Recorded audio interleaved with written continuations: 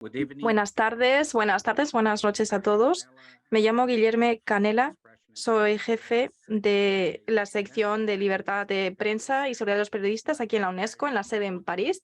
Y es un gran placer para mí moderar este seminario web. Muchísimas gracias por estar hoy aquí con nosotros, por haberse inscrito y por mostrar interés en este tema que es importantísimo para nosotros. Pido disculpas por el ligero retraso para comenzar el seminario. Tuvimos algunos problemillas técnicos y por eso el retraso.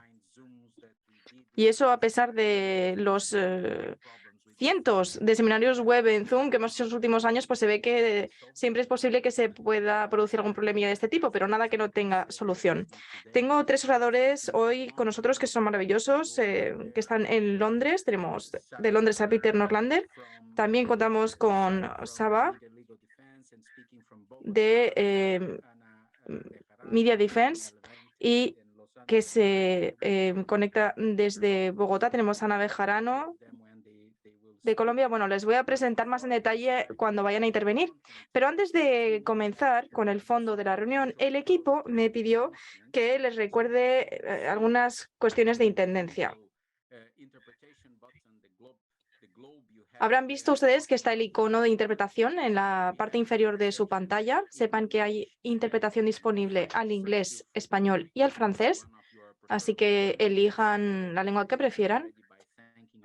Ya voy a comenzar dando las gracias a todos los intérpretes, dice amablemente el señor Canela, por esos servicios esenciales para que podamos comunicarnos mejor entre nosotros. Tengan presente también que se está grabando este evento y que luego estará disponible en la página web si desean visionarlo de nuevo. Esto es importante en caso de que pues, hay algunas cosas que no quieran decir, puesto que se va a grabar. Y aunque solo tenemos 1 hora, queremos que sea lo más interactivo posible, así que vamos a comenzar con un diálogo con los 3 invitados, pero la idea es tener una sesión de preguntas y respuestas al final. Así que si ya quieren empezar a aportar sus preguntas a la sección de preguntas y respuestas o en el chat, adelante, porque vamos a alentar ese debate al final. Seré muy breve. Voy a ponerles en antecedentes. Estamos aquí porque tenemos buenas y malas noticias, como ya sabrán. La buena noticia es que hace 10 años la UNESCO puso en marcha una iniciativa enorme, la iniciativa de los jueces, y esa iniciativa, hasta ahora, ha implicado a 24.000 operadores de los tribunales de más de 150 países, sobre todo jueces, magistrados y fiscales. Luego, tenemos otra iniciativa que se llama la defensa de los medios de comunicación a nivel mundial, Global Media Defense. Y gracias a esta iniciativa hemos apoyado a distintos abogados en varios países. Es una iniciativa que comenzó hace 3 años y ha llegado a más de 1.000 abogados gracias a la red que se ha creado en el marco de esa iniciativa. Estos distintos actores, que supongo que están muchos de ellos conectados hoy para asistir a esta reunión, muchos han hecho hincapié en las buenas noticias. La primera buena noticia es el interés de estos operadores judiciales en torno a cuestiones como la libertad de expresión, la seguridad de los periodistas, cómo se puede reforzar su protección en el sistema judicial. Porque son ellos los que aplican la ley. Y esto no es moco de pavo. Solo con las cifras vemos, como ya he dicho, que hay 24.000 jueces y fiscales interesados en aprender sobre estas cuestiones, en interactuar entre ellos, además de los abogados, lo cual es una excelentísima noticia. La segunda noticia positiva es que estos jueces nos dicen que cada vez asisten a más casos en los que reciben amicus curiae cuando se trata de un tema de libertad de expresión. Y eso también es muy buena noticia. Es decir, que las distintas partes interesadas están aprovechando este tipo de procedimiento en aquellas jurisdicciones en las que existe esta figura para proteger mejor la libertad de expresión y mandar un mensaje claro y contundente a favor de la libertad de expresión a través de estos casos importantes, estos casos estrella, al resto del mundo. Pero también hay malas noticias. Y es que esto está ocurriendo también porque el sistema jurídico se está utilizando para atacar la libertad de expresión y menoscabarla. Vemos, por ejemplo, esos casos masivos contra la sociedad civil que trata de llevar estos casos a la justicia, que en inglés se da a llamar SLAP, y se trata básicamente en usar el sistema judicial para atacar la libertad de expresión. Cada vez hay más casos que están llegando a los tribunales y estamos viendo que los fallos finales en estos casos no son los fallos que cabría esperar. Con lo cual, yo, atando estos cabos sueltos, tuve una conversación muy interesante con mi colega Peter Norlander, que está hoy con nosotros, y le pregunté, ¿tú crees que sería útil producir algún tipo de guía o de orientación sobre estas cuestiones? Porque como digo, cada vez vemos que se está aprovechando más el amicus curiae en casos de libertad de expresión. Entonces, quizás podríamos brindar algún tipo de orientación a las distintas partes que estén interesadas y a aquellos que ya están empezando a usar este instrumento. Y Peter estaba de acuerdo conmigo. No sé si porque realmente creía en mi idea o porque nos llevamos muy bien, pero en cualquier caso aceptó el reto y decidimos producir esa guía, que creo que en estos momentos mi equipo debería estar publicando en el chat, y sepan que está disponible en los 6 idiomas oficiales de las Naciones Unidas. Y si cualquier participante de esta reunión considera que sería útil traducirlo a otros idiomas, sepan que la UNESCO lo podría considerar. Así que, resumiendo, este es el contexto en el que estamos operando. Vemos que en el sistema judicial hay interés para recibir más amicus curiae y los expertos en leyes también se están implicando cada vez más. En nuestro caso, la UNESCO es el organismo especializado de Naciones Unidas encargado de promover la protección de la libertad de expresión, y por eso nos interesa seguir promoviendo y respaldando a estas organizaciones y todos estos procesos con el debate de herramientas como esta, la guía que estamos debatiendo en el webinario de hoy. Y para eso nos hemos asociado con nuestros estimados colegas de Global Media Defense, que son socios del fondo de esa misma iniciativa, y como saben es una organización puntera en la defensa de la libertad de expresión y también el uso de este instrumento de los amicus curiae, con lo cual han estado implicados ya desde el comienzo a la hora de ayudarnos y hacer circular toda esta información, y por eso este webinario está organizado con ellos, por la UNESCO y con ellos. Así que les agradezco muchísimo que hayan participado en esa organización conjunta. Pues he aquí pues el contexto. Entonces vamos a empezar con Peter. Le voy a dar la palabra para que nos presente un panorama de las herramientas y luego pasaremos a la persona que hablará después, a Sara. Para los que no lo conocen, y yo no voy a leer el listado completo de sus experiencias, Peter Norlander es un abogado especialista en la defensa de derechos humanos y sobre todo la libertad de expresión de los periodistas en todo el mundo. Ha trabajado también dentro de Media Defense y ha estado en el centro de campañas internacionales sobre causas como el derecho a la información, poner fin al encarcelamiento de los periodistas por causa de difamación, etcétera, etcétera. Entonces, yo le voy a pasar la palabra. Gracias por haber aceptado este reto. Hará ya un año para presentar sus ideas con nosotros hoy. Muchísimas gracias por esas palabras de presentación tan gentiles. Y sí, tienes razón, fue el año pasado que hablamos de esto. Y tú has dicho que prefieres que esto sea muy interactivo, entonces yo voy a hablar poco para no ocupar demasiado tiempo. Yo voy a compartir con ustedes algunas imágenes en la pantalla para acompañar mi ponencia. Y luego, pues, prefiero tener más preguntas y respuestas con los demás participantes.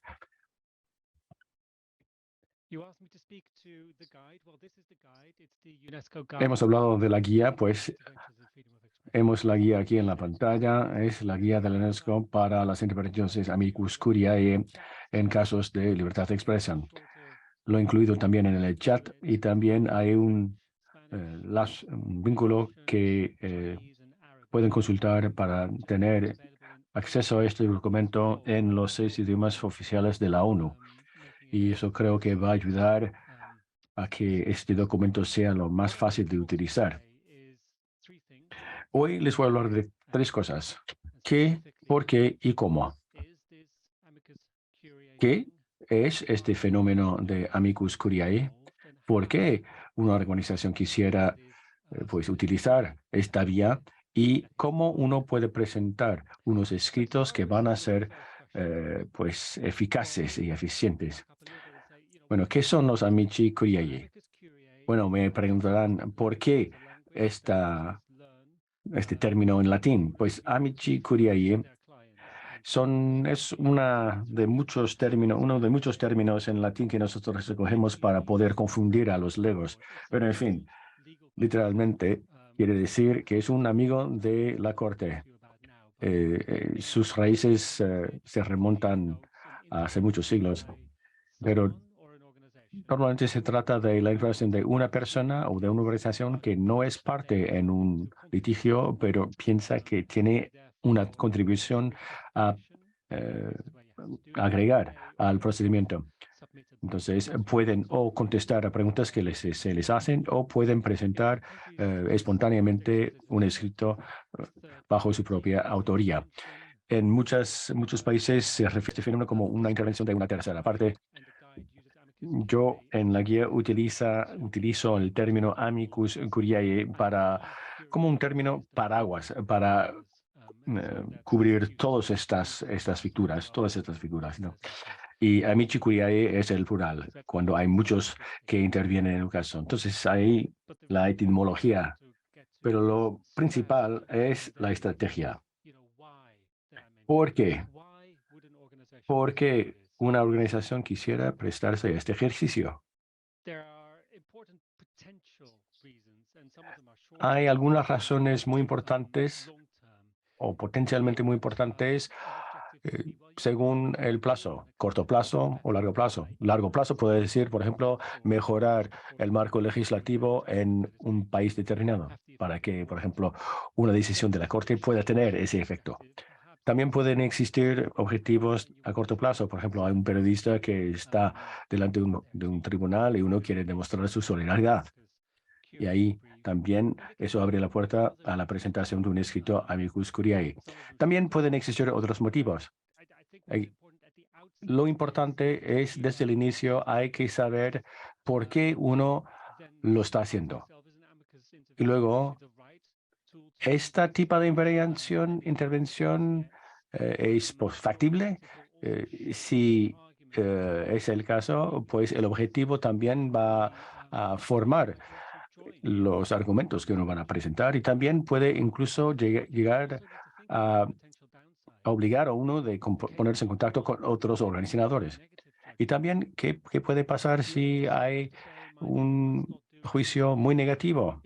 También hay que ser muy conscientes del hecho de que uno no puede hacer ningún daño.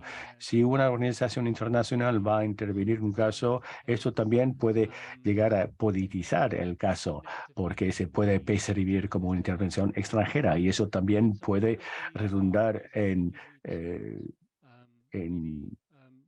una defensa más difícil para el periodista en cuestión. Entonces hay que preguntarse siempre, marcar una pausa y preguntarse por qué lo estamos haciendo. ¿Es esta la mejor estrategia para conseguir nuestros fines? Y luego, ¿cómo? Una vez que uno ha decidido que sí es la mejor vía que seguir, pues ¿cómo lo va a hacer? Yo creo que señalar que ante todo se trata de un procedimiento jurídico y si su organización no cuenta con abogados en su personal, pues va a tener que encontrar algunos que sean competentes. Es un procedimiento jurídico, hay que trabajar con juristas profesionales. Uno no se va a sacar una muela si no es dentista, ¿no? En fin, aparte de eso, uno tiene que encontrar a las mejores personas. para que esas personas conozcan a fondo la causa, se identifiquen con ella y también que conocen al dedillo los vericuetos del sistema jurídico en el caso. Y hay muchos criterios que son importantes para elegir los abogados que van a intervenir. Y muchas veces las ONGs que no tienen la costumbre de trabajar con abogados profesionales, a veces eso se les puede intimidar. Yo les aconsejo que no dejen que eso se les intimide. La guía también incluye algunos indicadores, algunas astucias para encontrar la asistencia jurídica que uno necesita. Y una vez que los abogados forman parte del equipo, uno tiene que asegurarse de que están orientando sus esfuerzos a la meta que tienen que dar en el blanco, ¿no? Eso es lo importante. Y para dar en el blanco, para alcanzar el objetivo, uno tiene que comprender el objetivo, por qué uno está presentando este caso y luego en el escrito mismo los conceptos tienen que presentarse de forma concisa y persuasiva, convincente. Entonces uno también tiene que comprender el tribunal ante el cual uno va a presentar el escrito para poder presentar argumentos a los cuales el tribunal va a tener cierto interés o cierta sensibilidad. Y yo no puedo subrayar suficientemente aquí la gran importancia del marco cultural que prevalece en el caso.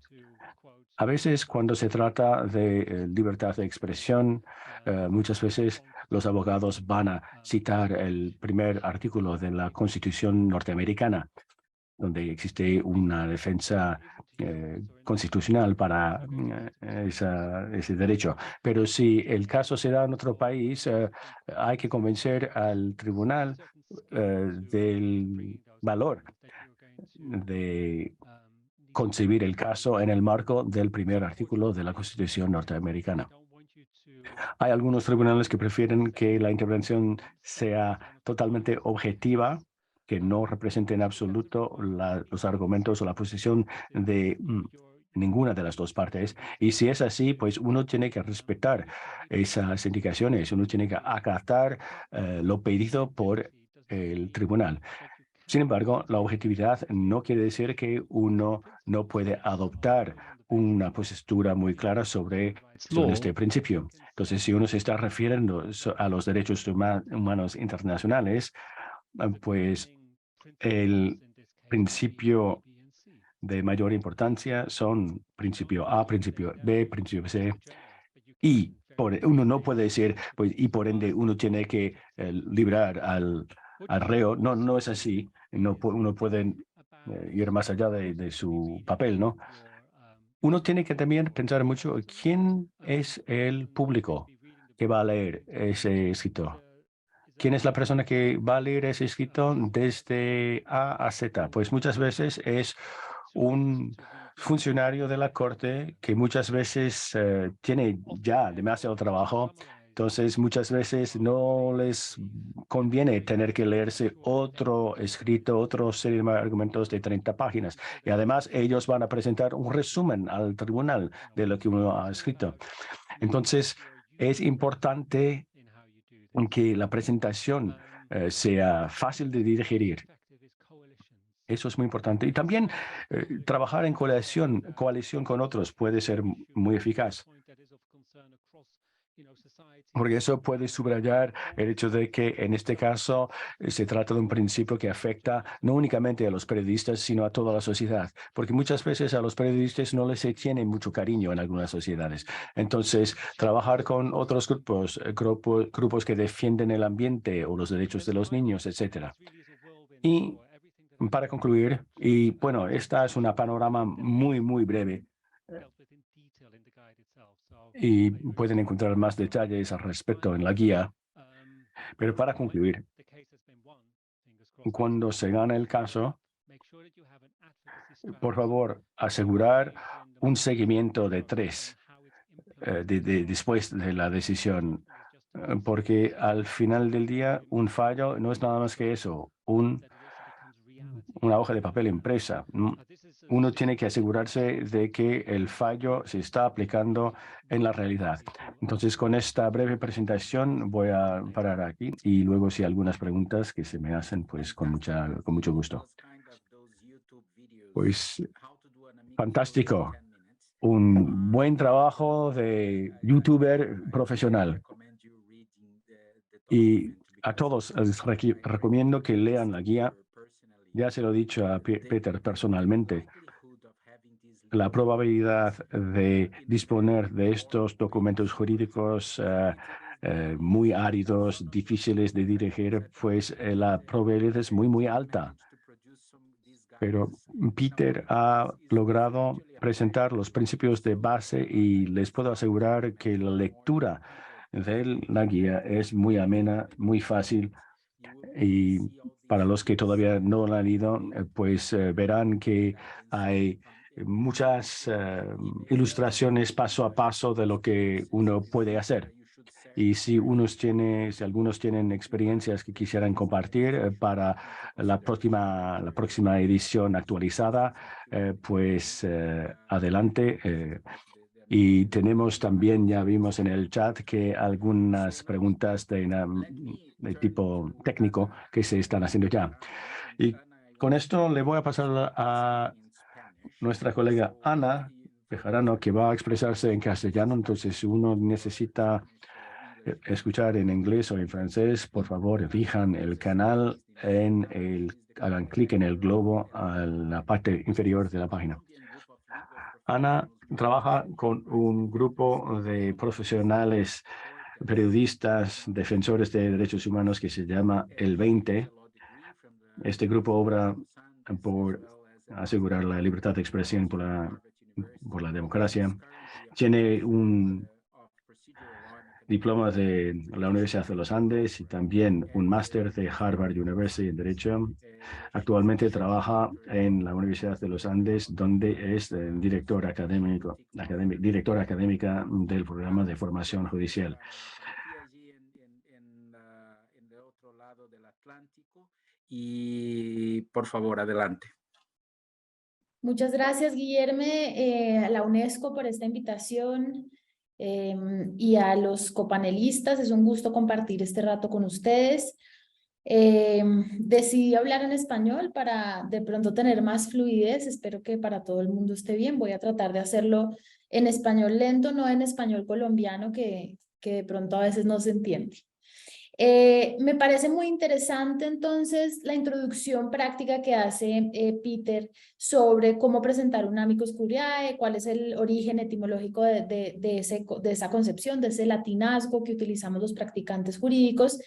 Y en esta ocasión también solo por 10 minutos para no aburrirlos demasiado, voy a hablar sobre la historia del amicus curiae y la relevancia constitucional del amicus curiae en el sistema judicial colombiano, que creo que además habla mucho también del panorama en América Latina.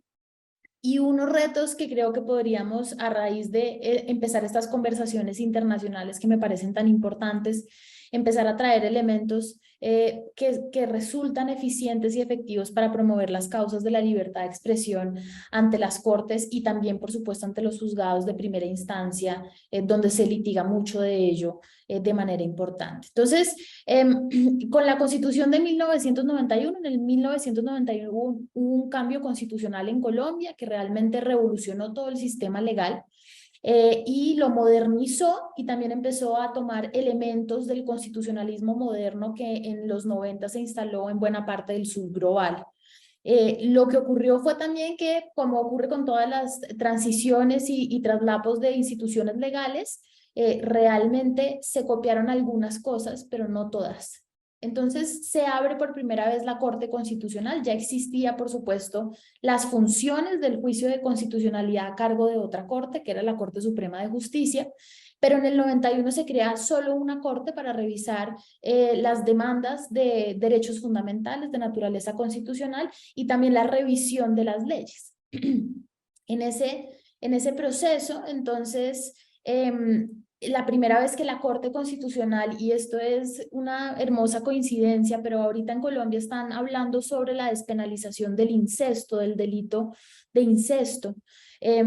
La primera vez que la Corte invita amigos de la Corte para poder nutrir su decisión es cuando revisa la decisión del incesto en 1998. Se demanda la prohibición legal del incesto para una sociedad colombiana que es profundamente creyente, católica y conservadora en términos de libertades individuales. Esta demanda representaba un hito político para la Corte, que había venido despenalizando ciertas conductas, el consumo mínimo de drogas, la eutanasia, había hecho ciertas decisiones en términos de libertades individuales, y llega la demanda del incesto y la Corte dice: no queremos decidir esto solamente los jueces de la Corte Constitucional, esto es un problema antropológico social mucho más amplio. Y entonces invita por primera vez psicólogos, psiquiatras, expertos en la materia, antropólogos, para hablar sobre la prohibición del incesto. En esa ocasión la Corte, basado casi enteramente en los amicus que se presentaron, dicen: no se puede despenalizar el incesto debe mantenerse dentro del esquema judicial, dentro del sistema legal colombiano. Eso solo para decir que fue la primera vez que la Corte realmente entendió, creo yo, cuáles son las tres iniciales beneficios del amicus ante una Corte Constitucional, y después me referiré a los beneficios que tiene en juzgados de instancia. Por supuesto, el primero de ellos, que era entender que hay ciertos procesos, y esto sí que aplica para las causas de la libertad de expresión, que tienen una dimensión política intensa y que tienen una consecuencia política intensa, bien sea porque interactúa con las instituciones democráticas de cierta manera, porque tiene consecuencias para grupos históricamente discriminados, o por supuesto en el caso del periodismo porque protege un oficio que resulta de fundamental importancia para la sanidad democrática. Entonces se entendió un poco, esto no es solamente derecho, esto no es solamente una causa judicial, esto no es el contraste de una norma con la Constitución, sino esto es un asunto político. Y fue la primera vez que los jueces mismos, 7 años después de la creación de la Corte, entienden y aceptan ese presupuesto, que para una cultura jurídica muy formalista como la colombiana era un paso gigantesco.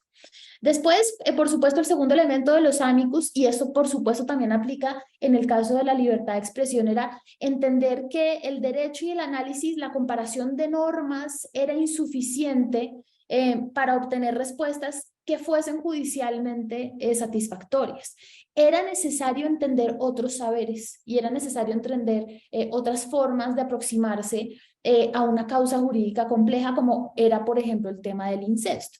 Entonces ahí la Corte empieza a decir: no, pues nosotros no tenemos ni idea sobre cuáles, por ejemplo, son las consecuencias de que 2 hermanos tengan un hijo, cuáles son las consecuencias genéticas. No tenemos idea sobre el origen de esta prohibición legal. Y ahí entonces empieza a desarrollarse en una cantidad diversa de temas la necesidad de incorporar otros saberes a esa causa, a la causa del estudio constitucional. Y esto que estoy diciendo parece obvio, pero que los mismos jueces de la República hubiesen aceptado un poco: no sé lo suficiente sobre esta materia y estoy dispuesto a aprenderla, abrió la puerta para una cantidad de procesos de constitucionalidad, por supuesto también los de libertad de expresión. Y por último, lo más obvio de todo lo obvio que he dicho es pues el valor probatorio de tener expertos que hablan de cosas y de fenómenos que la Corte no puede contemplar.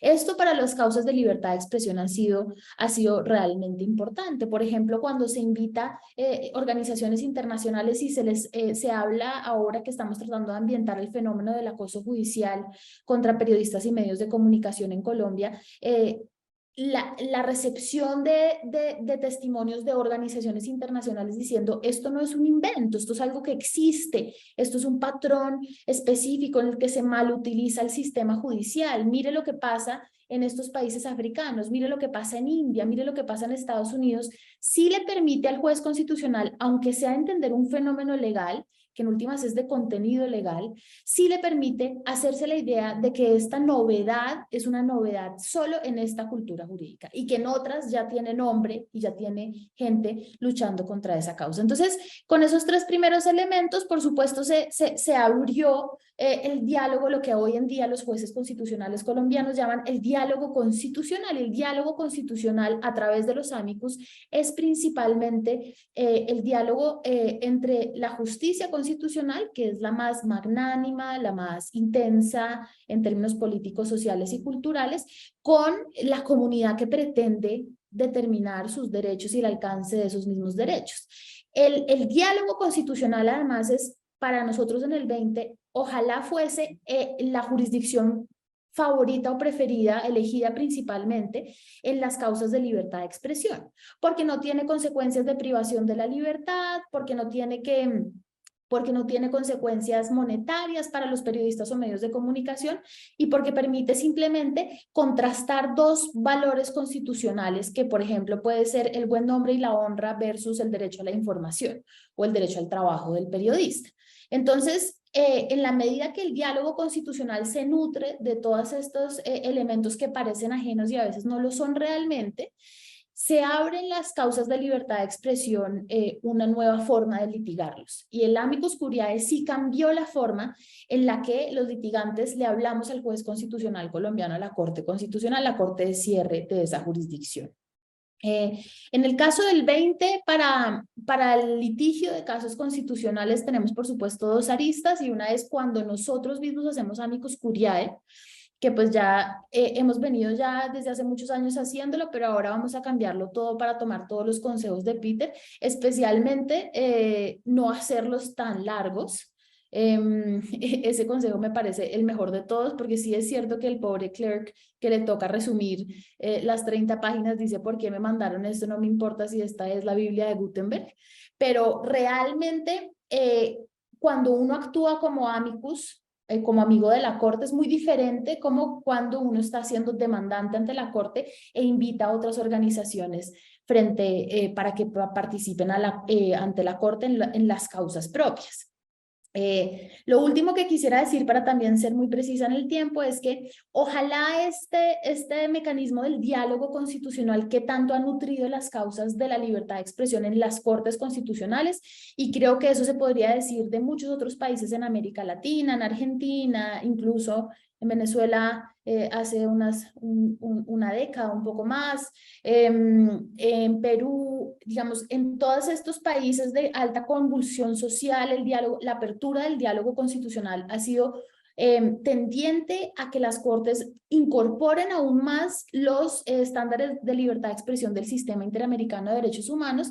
La gran diferencia o la gran limitante es que en los jueces de instancia todavía se percibe como que esos son elementos foráneos al derecho y que no deben empezar al derecho interno, incluso al análisis interno del derecho, y que no deben incorporarlos. Hay figuras procesales que permiten que haya amicus curiae, que haya incluso amigos de la corte, no en las altas cortes, sino en los jueces de instancia. Y nosotros hemos intentado que los jueces de instancia escuchen, por ejemplo, la ICJ, escuchen a Media Defense, escuchen a esta organización, incluso si son casos pequeños, que después van a tener una trascendencia política mayor. Ese sería el gran reto, que el amicus se vuelva, aunque no dejar de ser importante, se vuelva una cosa que se pueda abrir el diálogo constitucional, abrir el diálogo sobre la libertad de expresión con todos los rangos de jueces, porque lo que está pasando en Colombia con el acoso judicial es que son los jueces de la primera instancia los que, al no tener en cuenta los estándares interamericanos de la libertad de prensa, terminan tomando decisiones que tardan después muchos años en reversar ante una alta corte, y así podríamos evitar litigio, desgaste del sistema y, por supuesto, efectos de silenciamiento y de censura. Eso sería lo primero que yo diría, Guillermo. Mil gracias. Gracias, Milana. Thank you very much for that. And I think it's very Muchas gracias, Milana. Y creo que es muy interesante para aquellos que estén conectados y que no estén al tanto, sepan que el Tribunal Constitucional de Colombia pues es un buen ejemplo de buenas prácticas en muchos de esos ámbitos. Bueno, no sé, si me equivoco, Peter, Saba o Ana me podrán corregir a continuación, pero lo que yo entendí es que lo que Ana estaba explicando va incluso más allá de la definición exclusivamente de amicus curiae que Peter nos explicaba antes, porque el Tribunal Constitucional de Colombia se abrió a una participación más amplia para que hubiera audiencias públicas para tratar algunos temas, y eso realmente es un paso más que va más allá a que alguien pueda presentar un expediente sobre un caso en concreto. Y eso es interesante porque hay tribunales en otras partes del mundo también que están ampliando el número, la cantidad de posibilidades haciendo ese tipo de cosas. Y de hecho, decía Peter ya en su presentación que es necesario tener un abogado, un experto en leyes para participar, pero no siempre es el caso, ¿no? Porque en este caso en el que hablaba Ana, por ejemplo, había audiencias en las que participan expertos en otros ámbitos. Y yo creo que eso propicia un diálogo y una conversación muy interesante porque así se amplía el número de personas que podrían nutrir los diálogos y conversaciones dentro del tribunal con miras a tomar una decisión bien informada. Y aquellos que no estén al tanto, les invito a que echen un vistazo a los elementos de libertad de expresión que tiene en cuenta el Tribunal Constitucional de Colombia, porque han ampliado el concepto de libertad de expresión en su país, y mi equipo de la UNESCO podría publicar en el chat un enlace a distintos casos. Está de hecho la información disponible en varios idiomas y, si no me equivoco, hay varios casos punteros de Colombia que figuran en esa base de datos de la que estoy hablando, aparte de muchos otros, ¿no? Bien, Saba, ahora paso a usted. Supongo que nos lo va a explicar usted. Nos va a decir que Media Defense, la organización, ha estado precisamente haciendo eso, presentando y representando a amicus curiae en distintas partes del mundo, además de defender a los periodistas, no solo como amicus, sino también como el equipo principal de defensa de estos periodistas y otros defensores de la libertad de expresión. Y usted es muy importante en esta conversación, por eso le voy a dar la palabra para que nos explique usted estas cuestiones, pero para que el público lo sepa, Saba es la principal oficial jurídica en Media Defense. Se convirtió en abogada en 2013 y se convirtió luego en miembro de Media Defense en 2018. Se dedica a litigios estratégicos sobre defensas de emergencia con respecto a la libertad de expresión, y se ha encargado de presentar demandas ante mecanismos regionales e internacionales. Saba, adelante, le doy la palabra. Muchísimas gracias, Guillermo. Gracias a todos por estar hoy aquí para lo que es un debate muy interesante. Y quisiera dar las gracias a Peter porque creo que nos puso claramente los antecedentes y pues ha creado el contexto perfecto para que podamos luego intervenir nosotros. Y también agradezco a Ana que nos haya explicado cuáles son los beneficios de todo esto para Colombia, pero también para todo el continente latinoamericano. Como ya han oído decir, yo trabajo dentro de Media Defense. Nos dedicamos a mantener el derecho a la libertad de expresión de los periodistas y de forma habitual intervenimos en casos en los cuales se revisen delante de un tribunal los principios de base de la libertad de expresión. Quisiera compartir con ustedes hoy cómo nosotros decidimos si vamos a aceptar un caso o no. Peter lo ha dicho durante su presentación general. Algunos de los criterios que uno ha de tener presente antes de intervenir. Y para nosotros, uno de los criterios más importantes es saber que vamos a poder contribuir de forma valiosa al procedimiento del tribunal y que vaya a esclarecer los principios que están en juego. Entonces, nosotros tenemos la capacidad de intervenir en todo el mundo, pero yo diría que nosotros trabajamos principalmente en la Corte Europea cuando se presentan casos que tienen que ver con temas de libertad de expresión y defensa de derechos humanos. Y nosotros, cuando decidimos iniciar una intervención, realizamos un análisis internacional para poder comparar la situación con la situación en otros países o otras regiones. Y ahí uno puede, pues, abrir mayores perspectivas, ¿no? Ana viene de un país con cierta tradición jurisdiccional. Existen los países common law, también existe todo el surtido de países miembros del Consejo de Europa también que pueden compartir sus experiencias. Nosotros, cuando tomamos la decisión, siempre nos aseguramos de que se trata de una causa que tiene que ver con nuestra meta principal, que tiene que ver con la libertad de los periodistas para hacer su trabajo. Peter lo ha dicho en su presentación. La Corte Europea de Derechos Humanos sabe que cuando autoriza una intervención, los escritos que se presentan no pueden dirigirse de ningún modo a los temas de fondo, sino ha de centrarse en principios generales. Entonces, nosotros tenemos que analizar todos los principios básicos de forma muy amplia para poder, pues, atraer la atención de la Corte a estos temas. Voy a citarles algunos ejemplos para ilustrar lo que acabo de decir, para darles una idea de cómo intervinimos.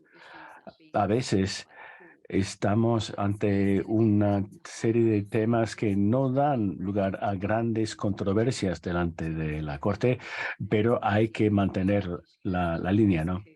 Por ejemplo, hubo una serie de casos en 2016 durante los cuales muchos periodistas en ese país habían sido arrestados, detenidos en violación del artículo 18 de la Convención. Y la base para la intervención fue una contribución entre muchos que intervenían para llamar la atención a de la Corte a lo que estaba ocurriendo en Turquía. Entonces, intervimos en ese caso y lideramos toda una coalición con varios socios para presentar escritos delante de la Corte. A veces representaban a un demandante, otro caso turco. Hemos nosotros tomado la decisión de alentar a que otros intervengan para poder controlar ciertas cosas. Por ejemplo, los plazos que se iban extendiendo porque había sobrecarga de trabajo en todo el sistema judicial. Y hay otros tipos de casos, en cambio, que sí giran en torno a principios fundamentales de la libertad de expresión que siguen sin resolverse. Entonces, nosotros siempre esperamos poder contribuir otra perspectiva a los miembros del tribunal y muchas veces los temas que están en juego están todavía en espera de solucionarse en los tribunales. Y a veces citamos cierta jurisprudencia, pero es algo mucho más difícil. Uno tiene que idear la cosa muy bien. Por ejemplo, en 2021 intervinimos en un caso delante de la Corte Europea de Derechos Humanos que tiene que ver con protección con los que dan la alerta. Y eso dio lugar a que un particular que fue a quien le impusieron sanciones penales por haber filtrado documentos. Y se trata de una persona que fue condenada por varios crímenes, robo de identidad, etc. Y el Tribunal de Primera Instancia estimó que la primera condena sí estaba compatible con el derecho de libertad de expresión y que el tribunal local había logrado un equilibrio entre el daño que se había creado para la empresa que ha sido atacada, PricewaterhouseCoopers, y la libertad de expresión. Y este fallo es interesante porque la Cámara decidió, en su fallo, examinó la información que estaba disponible y los documentos no incluyen ninguna novedad notable y se trataba de un elemento muy importante en su análisis del caso. Entonces, cuando nosotros contemplábamos la posibilidad de intervenir, nosotros interpretamos el artículo 10 desde otra perspectiva, con dos elementos principales. En primer lugar, las actividades de recabar datos e informaciones por los periodistas, y luego el contenido de lo que se expone, lo que se publica. Y muchas veces la Corte Europea ha subrayado sobre todo este segundo punto, que los periodistas sí deben de poder elegir lo que quieren cubrir en sus pesquisas y en sus artículos. Entonces, todo depende de este contexto, ¿no? ¿Cuál es el punto de equilibrio? Y en nuestra intervención nos centramos en ese desafío, ¿no? Y ahora estamos a la espera del fallo del Tribunal de Apelación la semana que viene. Y para citar un último caso, antes de pasar a la sesión interactiva con preguntas y respuestas, a comienzos del año pasado intervinimos en otro caso que daba lugar a mucha controversia.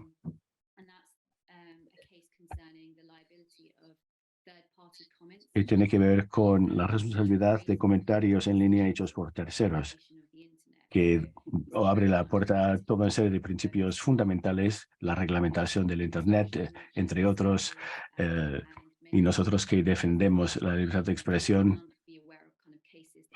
a la vez no conocen todos los casos que se dan en Estados Unidos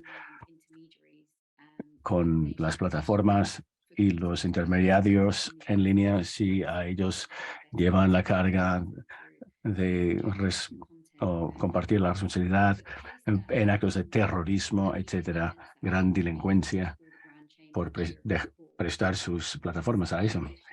Bueno, en este caso particular tenía que ver con un demandante que era un hombre, un político, que había sido acusado de incitación al odio, y todo eso en su cuenta Instagram.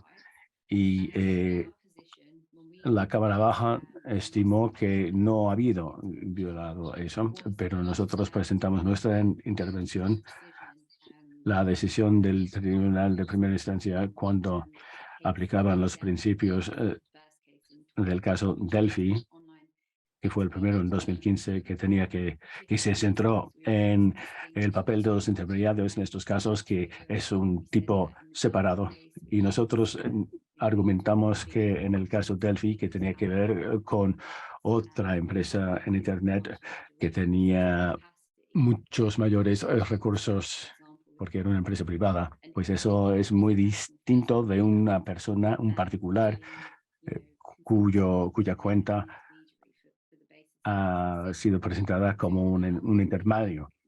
Entonces, para nosotros, la Cámara Baja pues se equivocó, y pudimos utilizar nuestra perspectiva cuando presentamos nuestra intervención, haciendo esta distinción del caso presente, el de Delphi. Pero claro, como lo ha dicho nuestro amigo, no podemos en ningún momento abordar el fondo del caso que se presenta delante de la Corte Europea, ¿no? Y las intervenciones normalmente no pueden pasar de las 10 páginas, entonces uno ha de concentrarse muy bien en cuáles son los argumentos centrales y cómo elaborarlos. Sí, el Tribunal de Segunda Instancia está revisando los hechos que se remontan hace 10 años y ahora está tratando la condena penal de un particular. Y para nosotros es importante también garantizar las sanciones penales y que todo eso se vuelva a considerar 10 años más tarde, sobre todo por los tiempos que corren, que es un tema muy candente. La tecnología se está desarrollando mucho. Entonces, en este caso se daban muchos temas de gran interés para nosotros y se está tratando de definir dónde reside la responsabilidad civil en casos que tienen que ver con muchos que intervienen en Internet, sobre todo los que utilizan estas plataformas para difundir informaciones que no podrían existir o que no existen en su país porque no hay no existen medios de comunicación independientes. Y es interesante ver cómo la Corte trata estos casos. Entonces, ahora voy a terminar porque creo que sería mucho mejor que tuviésemos una conversación, un diálogo de ida y vuelta con preguntas y respuestas, pero he presentado lo que nosotros hacemos dentro de Media Defense en casos de intervenir en casos de libertad de expresión. Gracias. Gracias, Sara. Muy interesante también y que viene a pues reforzar todo lo que ha dicho Peter, ¿no? ¿Quiénes van a hacerlo? ¿Qué es lo que tienen que definir antes de presentar un escrito amicus curiae? Ana nos ha hablado del contexto de su país, donde esto ya se acepta desde hace 3 décadas ya ante la Corte Constitucional. Existe también una larga jurisprudencia desde este mismo punto de vista, con las contribuciones de los que no son partes del caso, pero que pueden presentarse como amigos de la Corte según las modalidades. Y luego tenemos el ejemplo de Media Defense, que ha fungido como parte que interviene bajo el título de amicus curiae. Me imagino que para el equipo técnico en la UNESCO y los intérpretes, me imagino que podemos continuar durante unos 10 minutos más, y porque hay muchas preguntas que se presentan en el chat y veo que Peter también ya ha estado trabajando en las respuestas a esas. Pero en cuanto a casos específicos también hay algunos temas que sería interesante escucharles a los tres. En muchas jurisdicciones no existe la posibilidad de presentar un escrito amicus curiae dentro de la judiciatura internacional, nacional. Y me imagino que sí hay muchas preguntas al respecto. Si no tenemos esta posibilidad, ¿qué hacemos?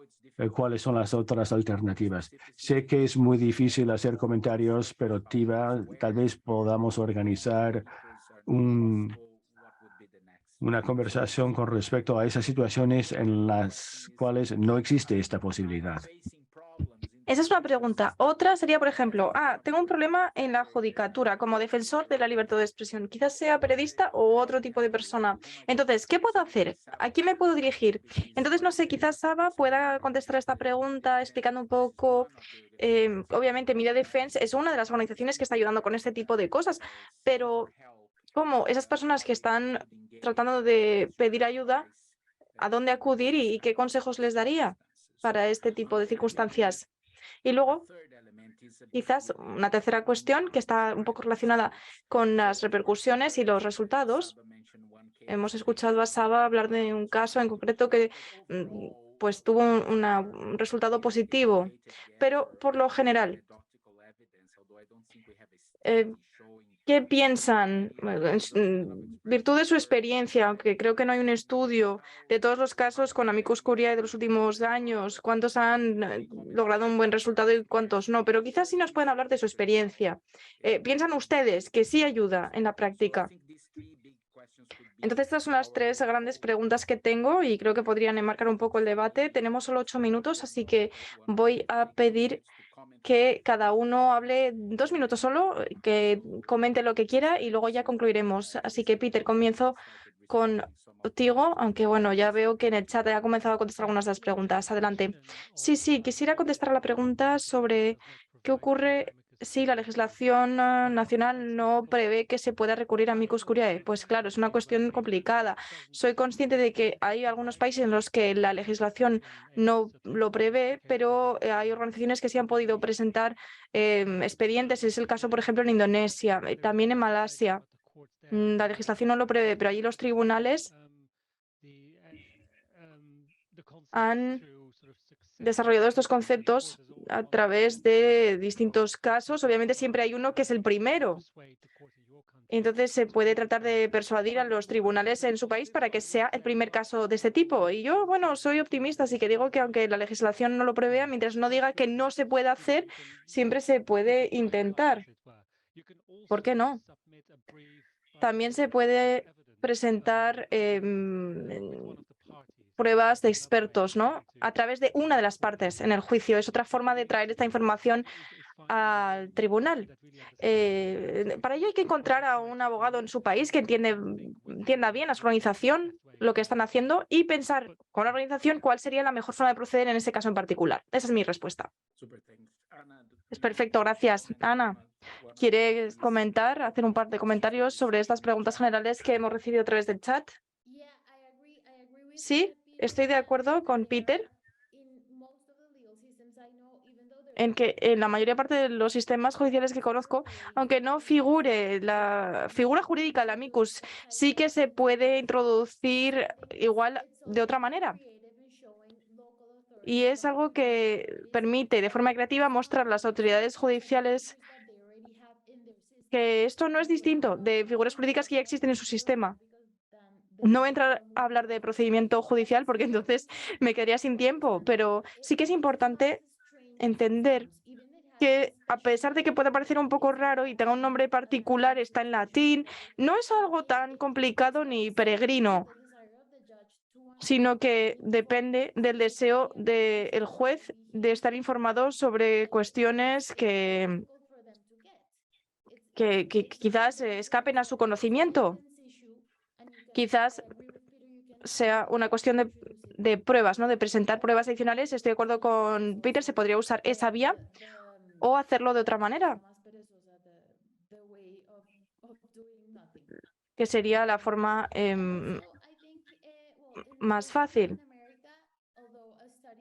Y en el caso de América Latina, aunque sería muy útil hacer un estudio, y quizás podríamos empezar hoy con esa iniciativa para ver cómo Amicus ha modificado la legislación y el derecho constitucional de todo el mundo y también en materia de libertad de expresión. Pero en el caso de Colombia en particular, pienso que sí ha tenido una gran repercusión. Los jueces constitucionales, al margen de su tendencia, ya sean conservadores, liberales, de izquierdas, sigan la línea del partido en el poder o no, sí que escuchan a asociaciones internacionales de prestigio o expertos internacionales de renombre. Y creo que es una forma un poco colonialista de percibir el derecho, y siento decirlo así, porque a veces el experto piensa lo mismo que otros, pero simplemente porque es un experto que viene de, no sé, digamos, Reino Unido, porque habla en inglés, pues los jueces son más receptivos a sus argumentos. Pero en realidad, en los tribunales, cualquier estrategia legítima vale, así que, ¿por qué no?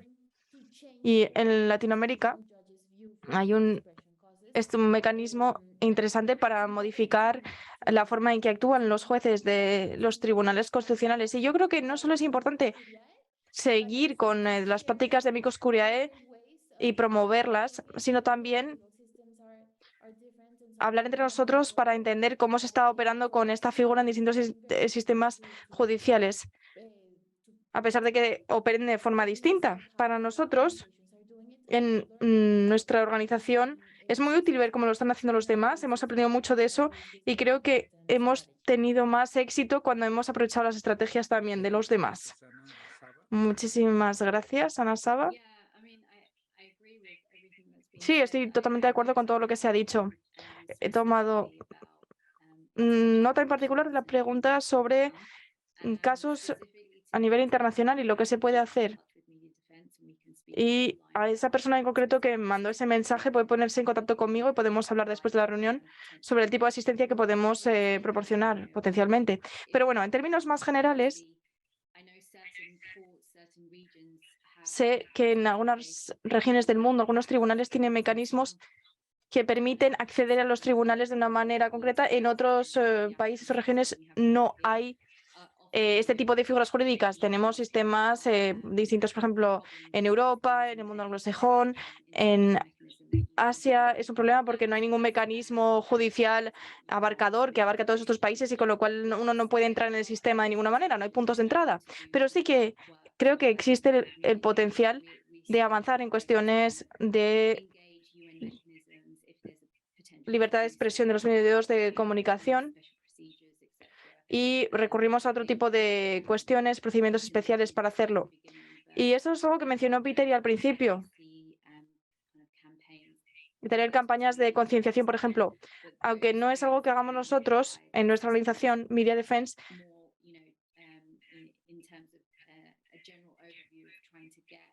sí que permite brindar información de cómo se avanza para lograr un resultado concreto para una persona en concreto, un periodista, un defensor de la libertad de expresión.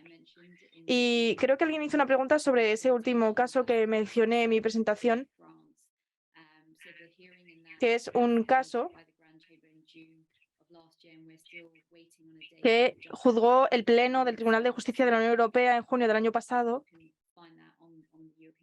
Y en cuanto se emita el fallo, estará publicado en la página del Tribunal de Luxemburgo, pero de momento todavía no se ha publicado. Mientras que en el LuxLeaks tenía que haberse publicado, o más bien se va a publicar supuestamente el 14 de febrero, también es el Pleno del Tribunal de Justicia de la Unión Europea quien va a emitir ese fallo.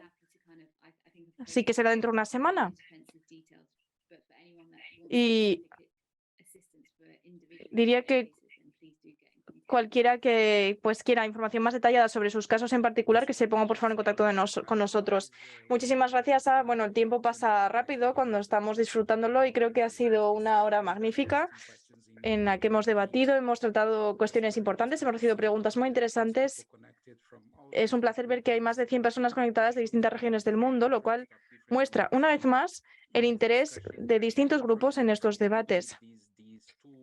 Desde la UNESCO pensamos que esta guía tiene muchísimo potencial, podría ser muy útil en términos prácticos para todos ustedes, pero junto con nuestros socios, incluyendo Media Defense, obviamente estamos abiertos a explorar otras formas de apoyarles y cooperar con miras a que no se use el sistema judicial para menoscabar la libertad de expresión, sino más bien todo lo contrario, que sirva de garante y salvaguardia de la libertad de expresión.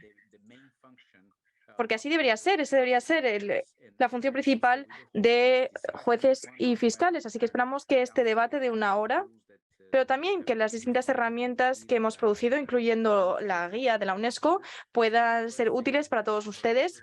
Así que nada, en primer lugar, muchísimas gracias a todos los que han participado, se han tomado el tiempo de estar aquí. Gracias también a Peter, a Ana y a Saba por sus presentaciones, por haberse preparado, por haber sido breves para que pudiéramos tener un debate al final. Muchísimas gracias a Media Defense por haber coorganizado este seminario web con la UNESCO.